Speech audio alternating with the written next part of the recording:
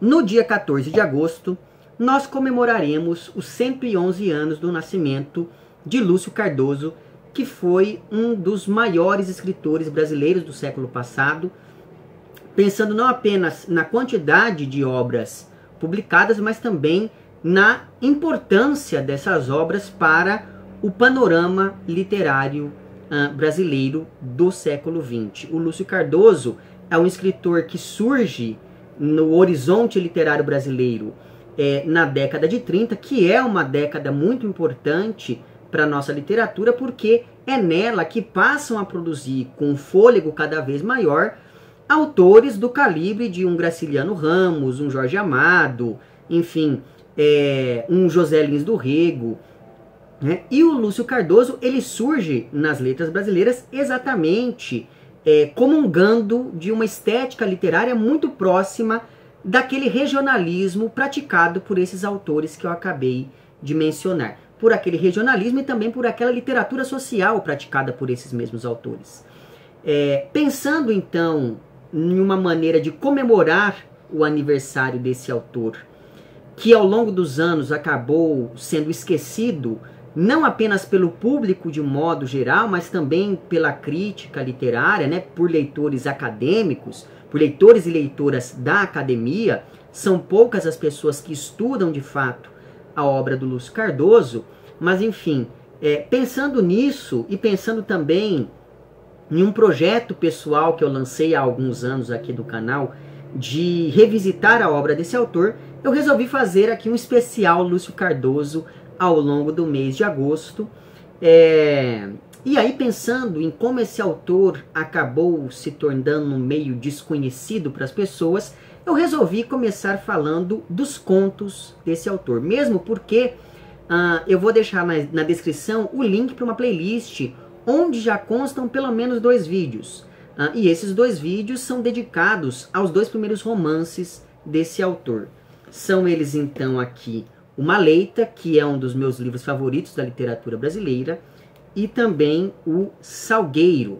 Os 2 livros, eles são livros, como eu disse, do início da carreira do autor, e neles o Lúcio Cardoso está muito mais próximo de uma literatura mais engajada, digamos assim, não é?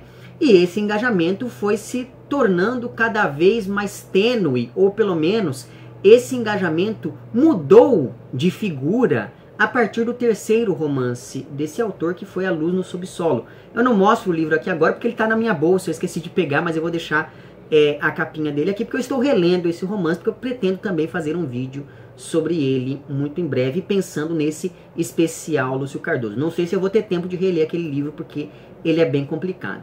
O fato, então, é que, recentemente, há uns 2 ou 3 anos, a Companhia das Letras republicou a obra máxima, tida por alguns como sendo a obra máxima do Lúcio Cardoso, que é aqui Crônica da Casa Assassinada, e por conta dessa republicação, de certa maneira, o Lúcio acabou sendo reinserido no panorama da literatura brasileira, porque, com isso, várias pessoas, e considerando também, é claro, o alcance que a Companhia das Letras tem no mercado editorial brasileiro, várias pessoas passaram a se interessar pela obra do Lúcio Cardoso, e aí esbarram com um problema que é: você não encontra muitos dos livros dele, né? O que é uma pena. Eu, felizmente, tenho todos eles aqui, e exatamente por conta disso, então, é que eu resolvi também fazer esse especial para vocês. E vou começar pelos contos, dentro daquela minha proposta das 13 indicações.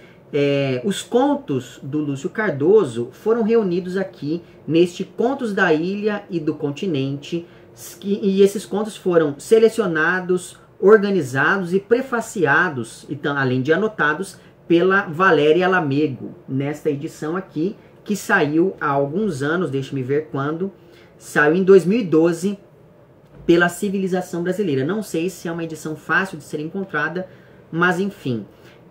Mas antes de eu falar desses 13 contos, de fato, existem alguns pontos importantes a se considerar sobre essa produção contística do Lúcio Cardoso. Primeiro desses pontos,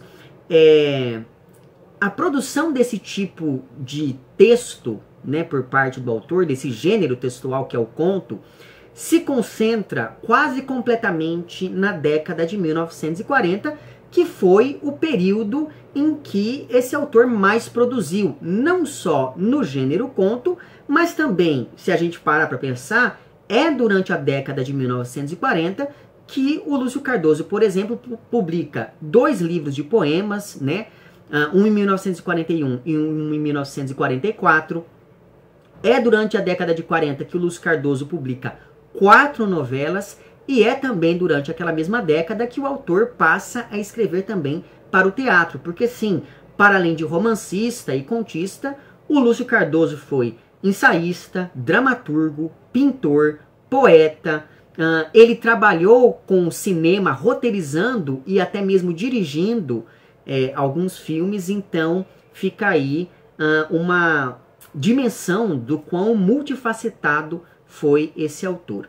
Segundo dado relevante a se considerar antes de adentrar de fato esses 13 contos que eu separei aqui para vocês, é o fato de que a maioria desses textos foi publicado originalmente em um jornal do Rio de Janeiro chamado Amanhã, porque o Lúcio Cardoso nunca publicou nenhum livro de contos em vida, muito embora nos diários dele, que também foram republicados recentemente pela Companhia das Letras em 2 volumes, inclusive eu recebi esses livros aqui em casa por conta de uma parceria que eu tenho com essa editora, mas enfim,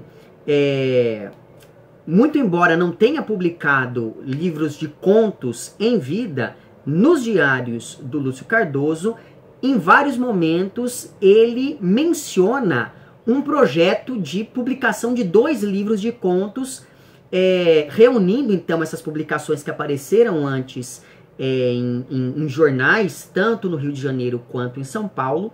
E esses 2 livros de contos se chamariam justamente Contos da Ilha e Contos do Continente. Daí a ideia do título, né, dessa organização aqui da Valéria Lamego. Outra coisa importante é que esses títulos escolhidos pelo autor, Contos da Ilha e Contos do Continente, já colocam em evidência um cenário que vai aparecer com alguma recorrência nesses textos, que é a ilha ou, de modo geral, espaços ligados ao mar, o que evoca toda uma ideia de isolamento e de insularidade dos personagens, insularidade essa que será uma das marcas registradas do estilo desse autor.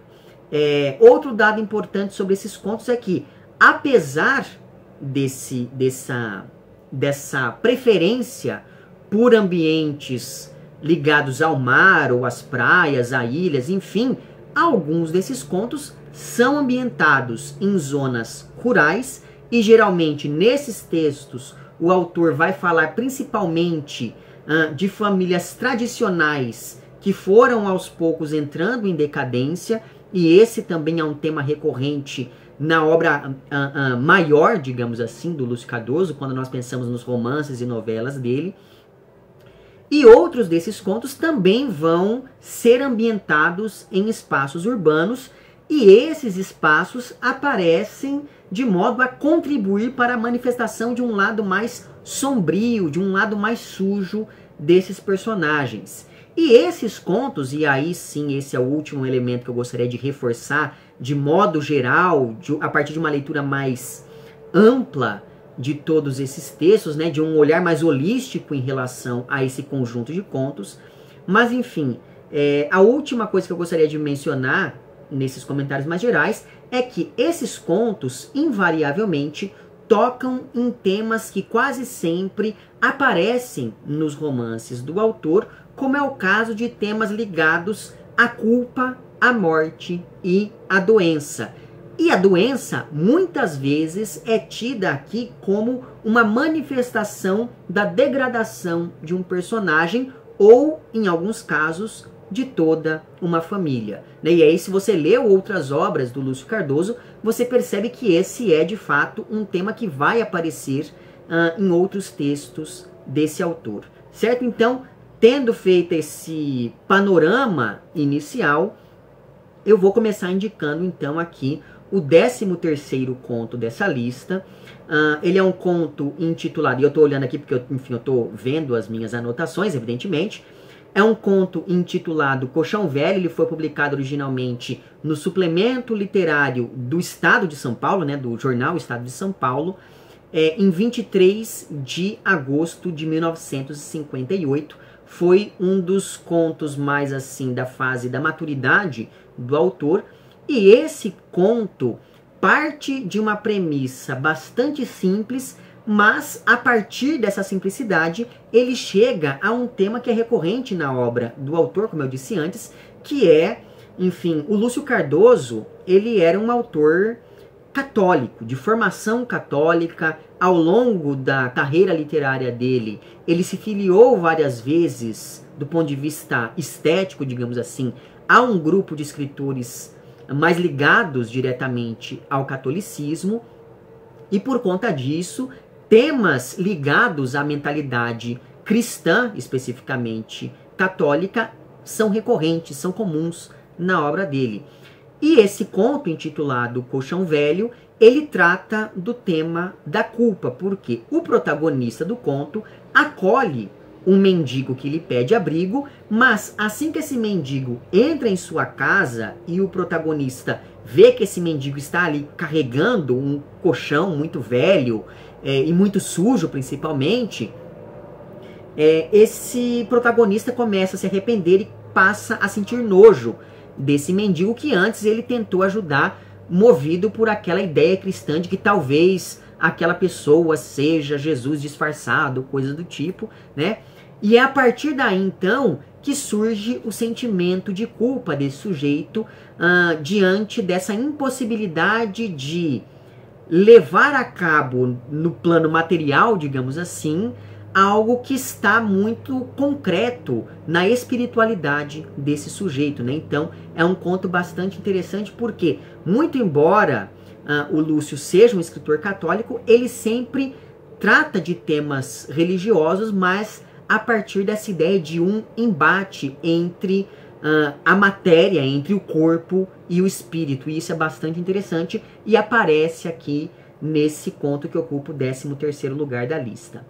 Em 12º lugar, eu coloquei aqui um conto que foi publicado originalmente no jornal Amanhã, e é um conto que ele foi publicado 2 vezes, com algumas modificações e com títulos diferentes. Então, em um primeiro momento ele foi publicado em 25 de agosto de 1946 e posteriormente ele foi publicado em 23 de julho de 1950. Nessas 2 ocasiões, o conto aparece ora como Simples Encontro, ora como A Papoula Azul. E enquanto eu lia esse texto, eu me lembrei bastante do capítulo 13 de Ulisses, do James Joyce. Inclusive, eu já fiz aqui no canal uma leitura conjunta desse romance do Joyce. Eu vou deixar o link para a playlist com os vídeos dessa leitura na descrição deste vídeo que você está vendo agora. Então, caso você não tenha visto, fica aqui o meu convite para que você veja. Mas, enfim, no capítulo 13 de Ulisses, nós acompanhamos ali o Sr. Bloom, que é um dos protagonistas do romance, ou melhor dizendo, que é o protagonista do romance, olhando de longe algumas moças brincando ali na praia. E nesse conto do Lúcio Cardoso, nós acompanhamos uma moça de 15 anos que vai fazer um piquenique em uma praia junto com alguns amigos, enquanto todo mundo estava ali meio que se arrumando, as pessoas ainda estavam chegando a esse lugar de encontro para fazer o tal piquenique. Essa moça percebe que tem um homem olhando para ela à distância. E é a partir dessa troca de olhares estabelecida, então, por essa protagonista e por esse homem misterioso à distância, que o conto vai ficando cada vez mais tenso, principalmente depois que esses 2 personagens passam a conversar. E aí eu não vou entrar em maiores detalhes, mesmo porque é um conto bastante curto. Enfim, em 11º lugar nessa lista, eu coloquei um conto que foi publicado originalmente na revista do Globo, no dia 24 de julho de 1954, e o título deste conto é Antes que a Chuva Comece. Esse é um daqueles contos presentes aqui neste livro que se passam em um ambiente mais telúrico, digamos assim, porque o conto é ambientado em uma fazenda. Nela moram um casal e uma empregada e eles vivem uma vida bastante tranquila, ditada quase que inteiramente pelo ritmo da própria natureza. Daí é que vem o título do conto, uma vez que esse protagonista pauta tudo o que fazem nessa fazenda nessa perspectiva de que talvez pode ser que chova, então é preciso fazer as coisas rapidamente antes que essa chuva pegue todo mundo meio que desprevenido. Né? Porém, algo acontece nessa vida familiar, eu não vou dizer o que acontece, mas enfim, acontece uma coisa. E esse acontecimento acaba abalando a tranquilidade dessas pessoas, pelo menos durante um tempo, já que conforme os dias passam, tudo volta à normalidade, ainda que o próprio protagonista do conto reconheça que as coisas voltaram ao normal apenas superficialmente, porque no fim das contas aquele acontecimento modificou para sempre a dinâmica da vida nessa fazenda. E aí, enfim, para saber exatamente o que acontece, você vai ter que ler o conto. Bom, em 10º lugar eu coloquei um conto chamado O Afogado, mais um texto publicado originalmente no jornal Amanhã, e dessa vez eu estou falando de um texto de publicação original datada de 14 de abril de 1946. Esse conto acompanha uma mulher que acabou ali meio que sobrando na vida, né, pensando no que se esperaria do tipo de vida que uma mulher deveria levar naquela época em que o conto foi publicado. Então, digamos assim, essa personagem protagonista aqui meio que ficou para a titia, porque, veja só, ela nunca se casou, até porque o próprio narrador diz que ela não era uma mulher muito bonita. E aí, por conta disso, no presente da narrativa, essa protagonista vive de favor na casa de uma irmã que já é casada. Então, a situação dessa protagonista aqui é uma situação meio desconfortável, porque ela está meio que sobrando na casa dessa irmã. E a única coisa que ocupa a vida da personagem central aqui de O Afogado é a fé, a religiosidade que ela tem. Mais especificamente, a única coisa que ela faz durante o dia é cuidar da igreja, tanto que ela fica mais tempo na igreja do que o próprio padre. Então, quando as pessoas precisam resolver alguma coisa burocrática da igreja, as pessoas recorrem a essa mulher ao invés de recorrerem ao padre, porque é um padre que, enfim, viaja bastante, etc e tal. Então, essa mulher ela fica ali meio que sendo a zeladora da igreja, digamos assim. Até que um dia, enquanto estava ali limpando o altar ou coisa do tipo, essa personagem tem uma epifania, né? E ela passa a se perguntar se a vida dela se resumiria aquilo para sempre, né? Se ela não teria uma vida mais interessante do que aquela que ela leva. Mas, ao mesmo tempo, a gente percebe nessa reflexão da personagem um pouco de culpa, porque ela pensa, se eu me afastar disso daqui, se eu tiver outra vida, quem é que vai cuidar da igreja, né? Então ela se divide um pouco entre essas duas vidas possíveis, digamos assim. Então veja que existe aqui um questionamento existencial dessa personagem, mas de fundo religioso.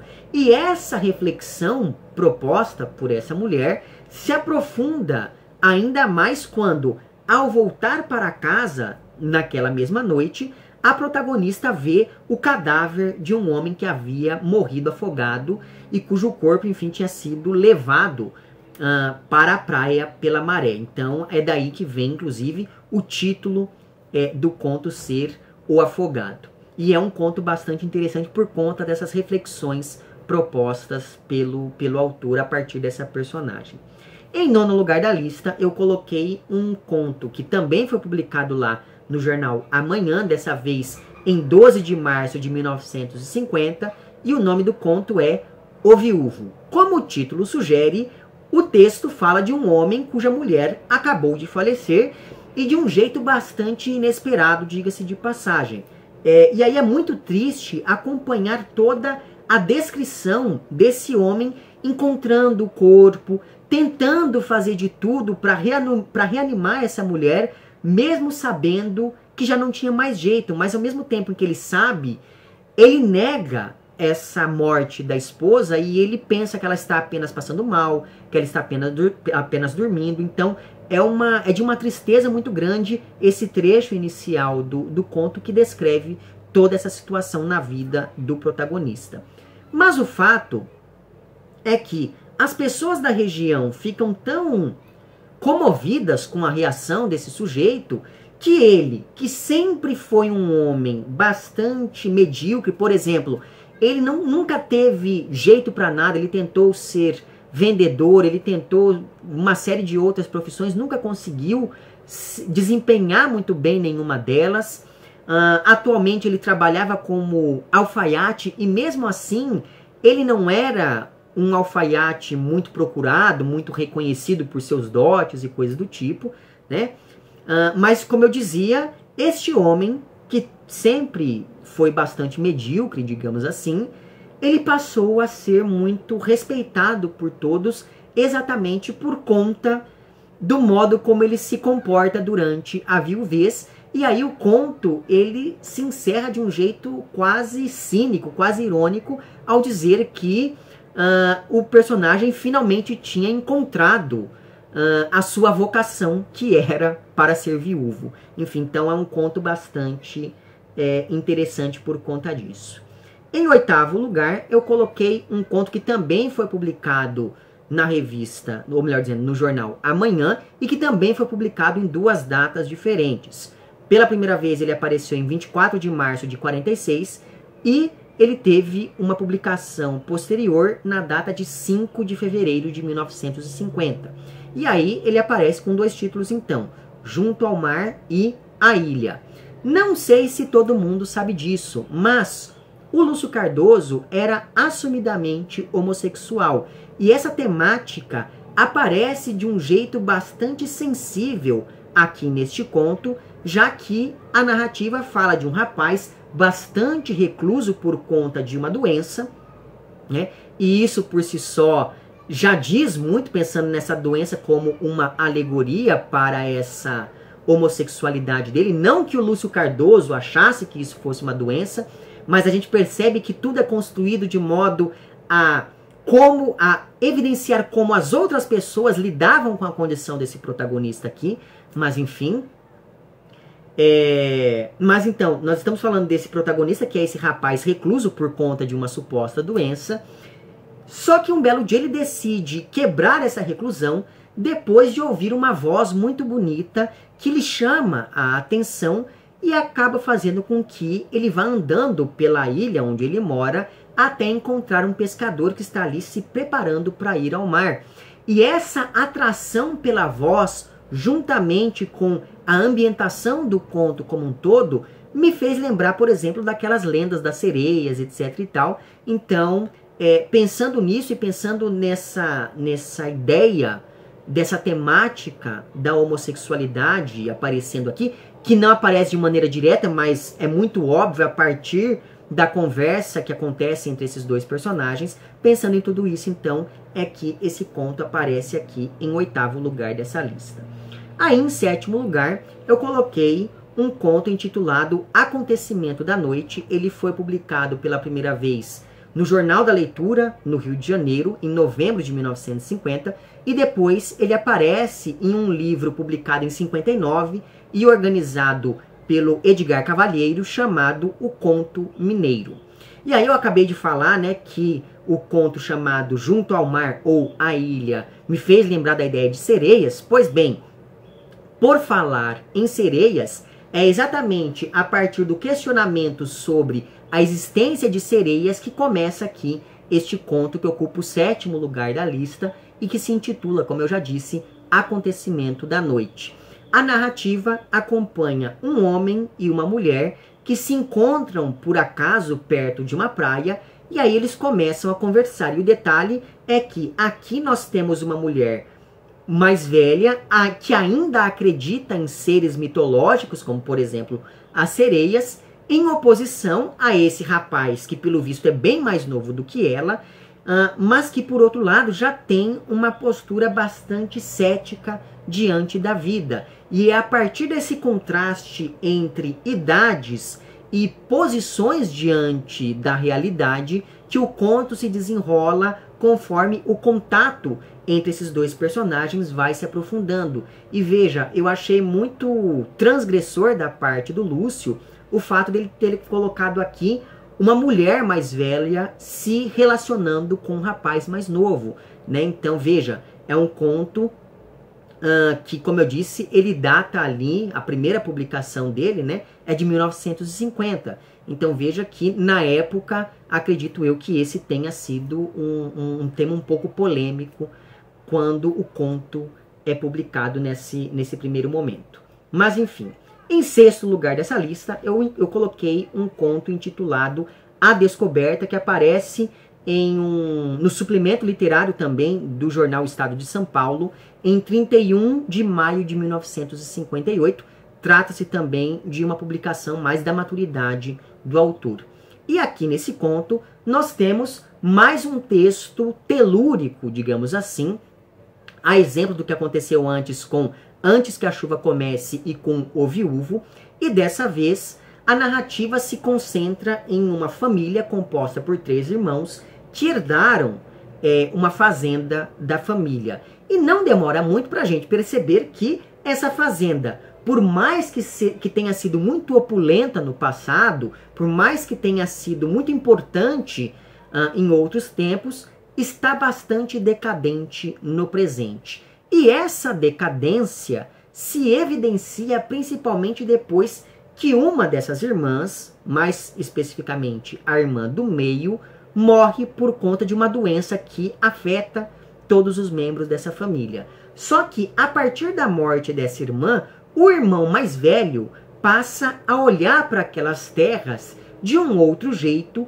e elabora todo um plano para convencer o irmão caçula a se afastar daquela região. E aí, para você saber como que isso acaba, se esse plano dá certo ou não, você vai ter que ler o conto, mas é um conto bastante interessante e que evoca, enfim, alguns temas que aparecem em outros textos, inclusive em alguns romances e novelas desse mesmo autor. Em quinto lugar, eu coloquei o primeiro conto do Lúcio Cardoso, ou pelo menos o conto mais antigo de que se tem notícia publicado por esse autor. Esse conto ele aparece em 7 de setembro de 1933, portanto, antes até da publicação do romance de estreia do Lúcio Cardoso, que foi lá O Maleta, que aparece em 1934. E esse conto se intitula Cantiga de Roda e aparece primeiro em um jornal chamado O Malho, que é lá do Rio de Janeiro também.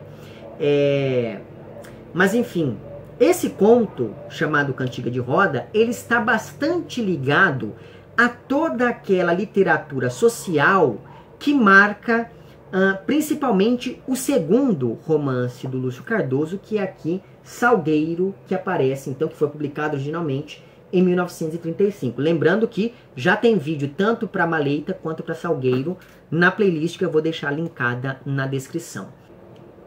Mas enfim, aqui neste conto que ocupa então o quinto lugar dessa lista, nós temos uma narrativa bastante triste. E essa tristeza é enfatizada o tempo todo por meio da dicção do narrador, que torna tudo quase melodramático o tempo todo. Então talvez isso incomode algumas pessoas, mas eu acho que o charme do conto é exatamente esse exagero em algumas descrições. Mas o que acontece é que aqui nós temos uma família muito pobre e o filho dessa família, que é uma criança que deve ter ali no máximo uns 5 ou 6 anos, o filho dessa família então está definhando em uma cama por conta de uma condição X que ele adquiriu. E esse menino, ele tem febres, então essa febre é tão alta que ele acaba delirando em alguns momentos.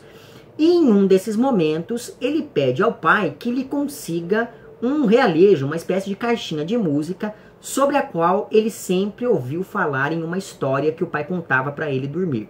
Essa história falava de uma fada que era muito rica, mas que ainda assim gostaria de deixar todas essas riquezas para trás para conseguir esse tal realejo mágico.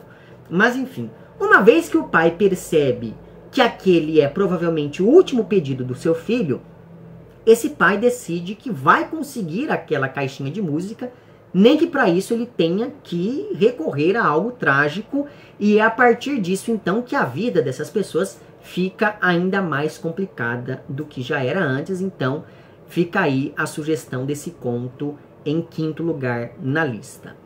O conto que ocupa o quarto lugar dessa minha lista de indicações se intitula Novela Humilde. Ele foi publicado também no jornal Amanhã, entre 25 de maio e 4 de junho de 1950, e como o título sugere, a narrativa desse conto é bastante humilde, é bastante simples, comum até, eu diria, né? Porque a protagonista de Novela Humilde é uma moça bem jovem, criada de um jeito bastante tradicional, de uma maneira assim muito protegida dos males do mundo, digamos, né? E essa moça começa a se relacionar com um rapaz que veio da capital para trabalhar na ilha onde essa moça vivia. E veja, o fato de morar em uma ilha já faz dessa moça uma pessoa meio que deslocada do resto do mundo. Mas enfim, não demora muito para que essa relação avance e essa moça acabe engravidando antes de se casar, e por conta disso então ela passa a ser mal vista por todo mundo da ilha, inclusive pela própria família, que é uma família bastante tradicional.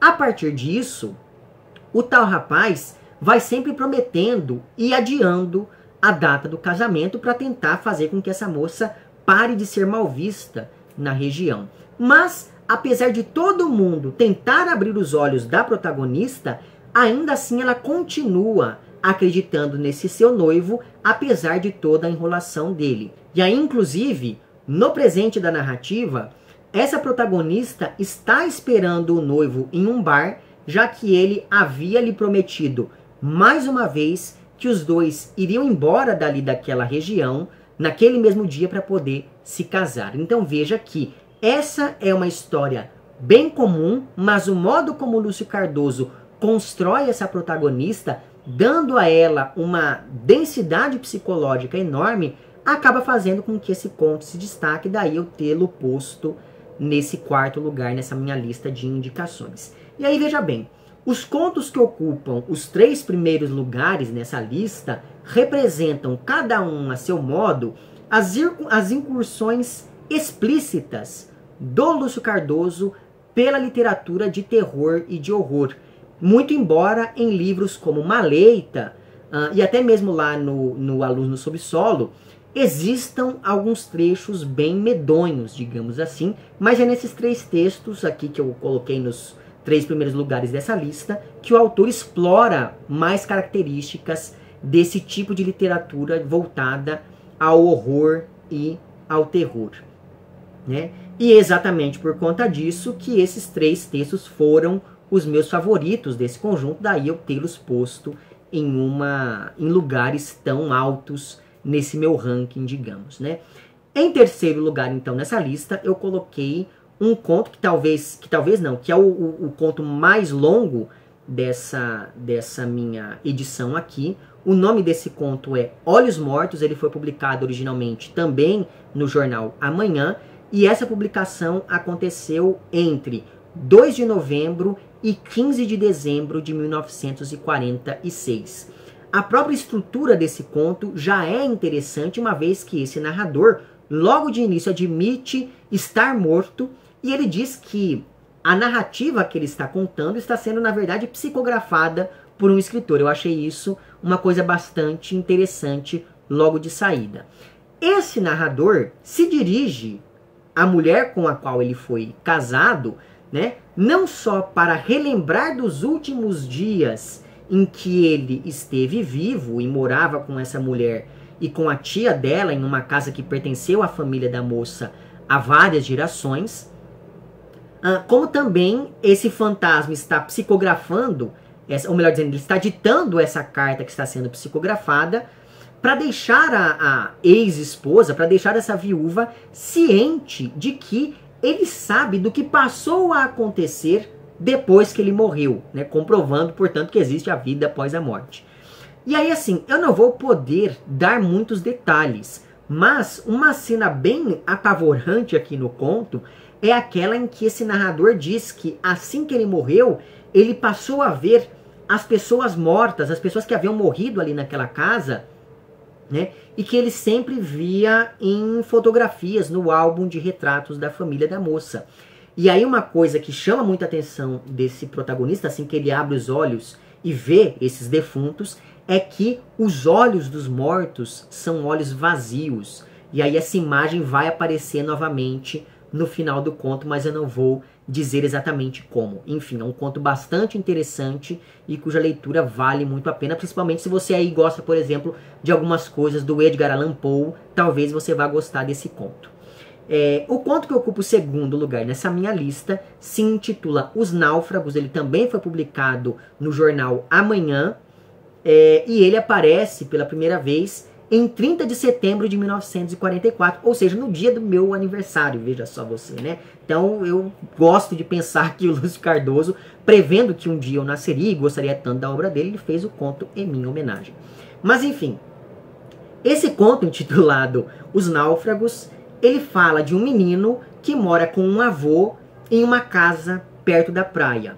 E essa casa fica próxima a um farol desativado. O que acontece é que todo mundo, inclusive os adultos, evitam um pouco aquela região onde fica o farol e a casa, justamente porque ali sempre aconteciam naufrágios, exatamente pelo fato desse farol ter sido desativado. Então os navios batiam nas pedras, enfim, as pessoas morriam afogadas, né?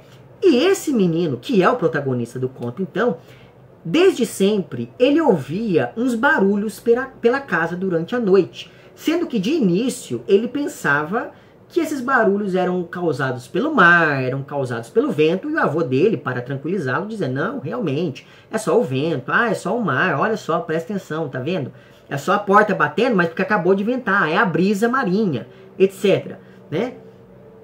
Porém, conforme esse menino vai envelhecendo, conforme o tempo vai passando, o avô passa a dizer a verdade a esse neto. E ele diz, olha, na verdade, aqueles barulhos todos que a gente escuta durante a noite são provocados pelos espíritos das pessoas que morriam afogadas aqui perto dessa nossa casa. E uma coisa interessante é que, para que esses fantasmas encontrassem a paz, o avô costumava escrever nomes aleatórios em pedaços de madeira que ele encontrava pela praia, que eram a madeira, então, desses navios. E esse avô escrevia nomes aleatoriamente nesses pedaços de madeira. E ele fazia isso porque, segundo esse avô, quando as pessoas morrem, elas só conseguem reconhecer as letras que formavam o próprio nome. Então, a partir do momento que essa pessoa, em que esse fantasma visse ali o próprio nome escrito, ele ia entender que morreu e aí ele ia seguir para um caminho melhor. Então, assim, é um conto muito interessante. Ele é um conto, sei lá, ele deve ter 4 ou 5 páginas, mas ainda assim é muito interessante como o Lúcio Cardoso vai construindo toda essa atmosfera para dizer que primeiro aqueles barulhos eram uma coisa natural e que aos poucos vão se tornando algo que tangencia, que depois se revela de fato sobrenatural. Mas o conto que ocupa o primeiro lugar nessa lista, e que portanto foi o meu texto favorito nessa edição aqui, porque nessa lista em específico eu estou organizando os textos a partir da minha preferência. Então, neste caso, eu gostei mesmo muito mais do conto que ocupa o primeiro lugar do que aquele que ocupou o 13º. Mas enfim, o conto que ocupa então o primeiro lugar nessa minha lista é um conto intitulado A Escada. Ele também aparece no jornal Amanhã e ele foi publicado originalmente entre 9 de fevereiro e 2 de março de 1947. E aí, veja bem, o Lúcio Cardoso era um mestre em criar uma tensão que ia crescendo conforme a narrativa progride. E se você vê um romance como Maleita, por exemplo, isso lá já está muito explícito, né? E eu acho que esse conto intitulado A Escada é um bom exemplo dessa construção de tensão que o autor conseguia estabelecer nos textos. Porque o narrador desse conto é um sujeito que está ali quase caindo no sono, E aí, nesse momento em que ele está quase dormindo, ele escuta uma voz que ele não reconhece de quem seja, dizendo para ele ir pela escada. E como o narrador está nesse momento entre o sonho e a vigília, logo de início, a gente não sabe muito bem se ele está sonhando, se ele está delirando ou se ele está se lembrando de alguma coisa. E essa questão da memória é importante, uma vez que esse protagonista está teoricamente sonhando com a casa onde ele morou quando era criança. Então veja, talvez tudo isso fique ali no campo apenas da recordação. Essa casa, por sinal, era um lugar bastante tenebroso, uma vez que, segundo esse personagem se lembrava, a mãe dele vivia reclamando que umas manchas muito esquisitas apareciam nas paredes de vez em quando, em determinadas épocas do ano. Além disso, e aí é claro, essas manchas eram muito estranhas, mas a mãe dizia, ah não, são manchas de umidade que aparecem porque esfriou, sei lá, uma coisa assim, né? Além disso, essa casa da infância, e veja, quando a gente pensa em casa da infância, geralmente a gente associa a uma coisa positiva, porque as memórias da infância, onde eu era protegido dos males do mundo, etc, etc, etc. Pois bem, aqui não tem nada disso. Por quê? Essa casa da infância, ela era mobiliada com móveis dos antigos moradores. E isso por si só já cava uma distância praticamente intransponível entre os moradores e esses espaços e esses ambientes da casa. Então, sempre havia essa ideia de um estranhamento entre esse rapaz e a casa onde ele vivia. Pois muito bem, nesse sonho, ou nessas lembranças que vêm à tona enquanto está quase dormindo, nesse sonho, vamos assumir que seja um sonho, enquanto vagava pela casa, esse protagonista acaba encontrando uma senhora que ele não sabia quem era, mas que ele não demora muito para perceber que essa senhora era a dona daquela voz que no início disse para ele, vá pela escada. Mas enfim, essa senhora é uma senhora muito esquisita, ela age de um jeito muito suspeito, muito misterioso, e ela alega ser a antiga moradora, mais especificamente, ela alega ser a primeira moradora daquela casa. Segundo essa senhora, foi ela quem escolheu os móveis, etc, etc, etc. E mais, como se não bastasse todo esse clima meio penumbroso em que o conto vai se envolvendo conforme avança a narrativa, como se não bastasse isso, essa senhora com a qual o protagonista se encontra diz que aquelas manchas que apareciam nas paredes de vez em quando, na verdade não eram umidade, eram manchas de sangue. E aí essas manchas têm um aspecto fantasmagórico, porque elas aparecem de vez em quando e elas estão intimamente ligadas com a história dessa mulher que morou nessa casa em um passado bastante remoto. E tudo isso se encaminha para um detalhe que vai se revelando bem aos poucos, ainda que essa revelação seja muito ambígua. Então a gente fica na dúvida sobre o que está acontecendo ali, né? E essa dúvida ela é muito bem construída, porque existem elementos ali que reforçam as duas possibilidades de leitura. Eu não vou dizer aqui quais são essas possibilidades. E aí, veja bem, pode ser até que seja meio óbvio para algumas pessoas, mas ainda assim tudo isso foi tão bem construído ao longo dessa narrativa que acabou tornando a minha leitura muito prazerosa. Então, por conta disso, fica aqui a recomendação em primeiro lugar desse conto intitulado A Escada. E que, mais uma vez, lembra bastante aqueles contos góticos, ou então aqueles contos ali do Edgar Allan Poe, com toda aquela coisa misteriosa acontecendo. Tem um detalhe específico que eu não vou poder revelar aqui, mas enfim, fica aí a sugestão de leitura, certo? E fica também a sugestão para que você conheça esses contos do Lúcio Cardoso, assim como toda a sua obra. Como eu disse no início desse vídeo, eu acho que eu disse no início desse vídeo, eu pretendo fazer esse especial Lúcio Cardoso ao longo do mês. Então, para além aqui desse meu vídeo sobre os contos da ilha e do continente, eu também pretendo fazer pelo menos 2 vídeos comentando aqui as peças de teatro escritas pelo Lúcio Cardoso e reunidas aqui neste Teatro Reunido, organizado pelo Antônio Arnone Prado, enfim. E pretendo também fazer mais um vídeo.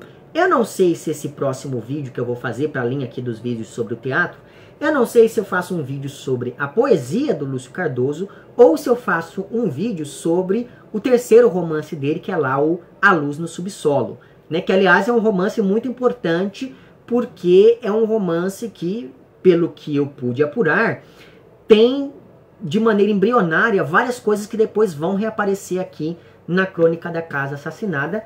E aí, veja bem, eu pretendo falar antes do A Luz no Subsolo exatamente como preparação para depois dar início à leitura conjunta aqui desse romance do Lúcio. Então, se você ainda não tem, fica aí esse aviso de que muito provavelmente a partir de setembro nós vamos começar a ler essa obra conjuntamente por aqui. Mas isso é assunto para outro pôr do sol, certo? Bom, eu vou deixar na descrição deste vídeo o link para esses vários vídeos que eu fui mencionando ao longo da minha fala, e vou deixar também o link para o meu perfil no Apoia-se. E assim, caso você queira e possa contribuir financeiramente com esse meu trabalho aqui no YouTube, basta você entrar em contato com os planos de apoio e também com as recompensas equivalentes a cada um desses planos. E para você aí que quer contribuir, mas que não pode fazer isso financeiramente, basta você mostrar para essa plataforma aqui que o meu conteúdo é de algum modo relevante. Então curta esse vídeo, compartilhe, comente, etc, etc, etc. Certo? Vemo-nos então nos próximos vídeos e um amplex.